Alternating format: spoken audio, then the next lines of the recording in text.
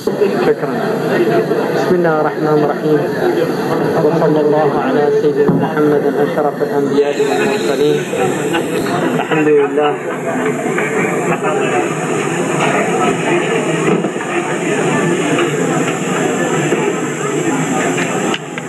الحمد لله والصلاة والسلام على رسول الله. الحمد لله. I'd like to welcome everybody, inshallah. And we're a little, I guess, behind schedule. And one of the interesting things about Hajj is that it's only one day actually. It's called Arafah, which means Arafah means in the Arabic language really it comes from a word which means to know.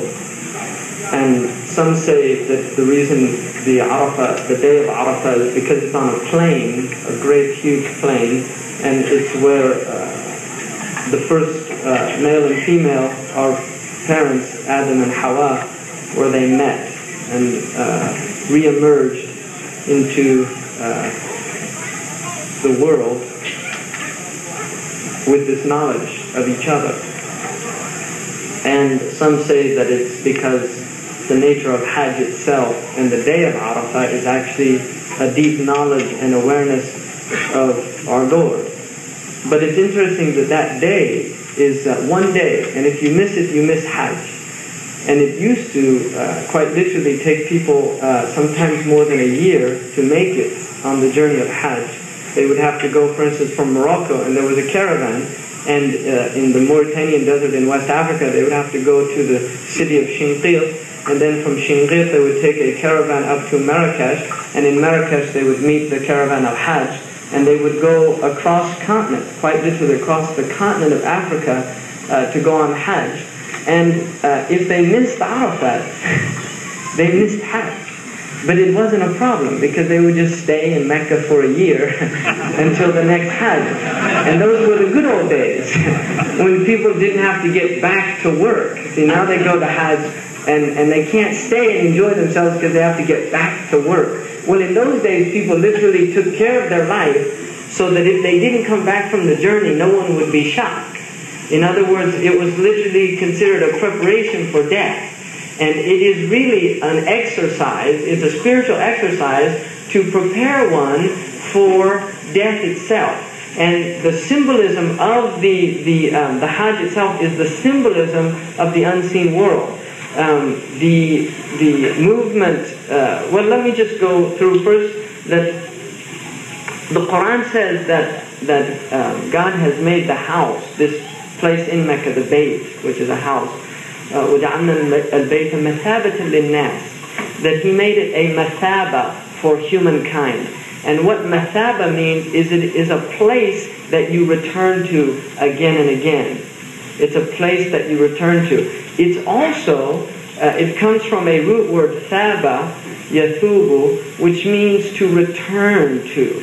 And when the Arabs, they say thaba ila nafsihi, it means he returned to consciousness. After being unawake or unaware, he returned to consciousness.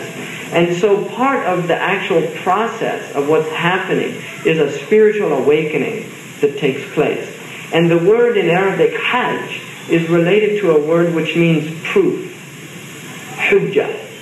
And one of the experiences of going to Mecca is to recognize the clear proof of the deen of Islam.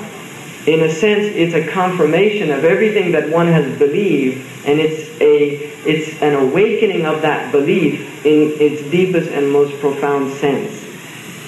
Several things are confirmed in the Hajj itself.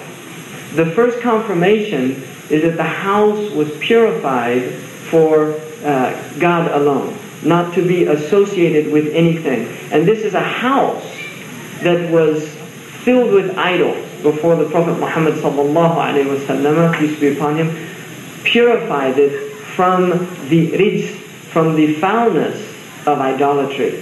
Now, it's interesting that in modern times, and particularly in California and what's the neo-pagan movements that are taking place now in the world, is a revival and a celebration of paganism and idolatry. This is one of the signs of modern Western sophistication, is that now we can appreciate idolatry. It's no longer seen as Christianity saw it as something that was foul, but rather something to really celebrate. And there's interesting books written about idolatry that it is really, to the contrary of monotheism, which is intolerant, it's a tolerant way of life, because you accept everybody's idols.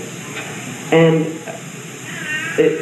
from a Muslim point of view, it's rather sad, because part of the purpose of Islam is literally to raise people out of superstition, to take them away from the superstition of their own fears and insecurities. And idolatry in all of its forms, and certainly we, although many of us in the world no longer worship idols of stone and wood and these type of things, in the Quran there are actually three types of idols mentioned. One is called a sanam, and another is called wathan, and another is called timthal. These are the three types of idols that the Quran actually mentions. The first one, sanam, is something that has no use or benefit at all. It's just empty. And anything that has no benefit whatsoever is a sanam, a piece of wood that people worship, something like that. The next one, which is wathan, is a conceptualization. In other words, it's an interiorization of the sanam. It's how the worshipper himself understands what he's worshiping.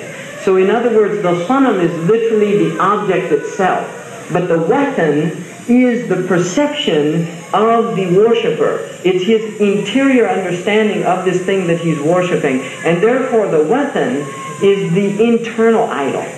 It's the idol that one carries inside, and this is irrespective of whether a person is actually worshiping some wooden thing.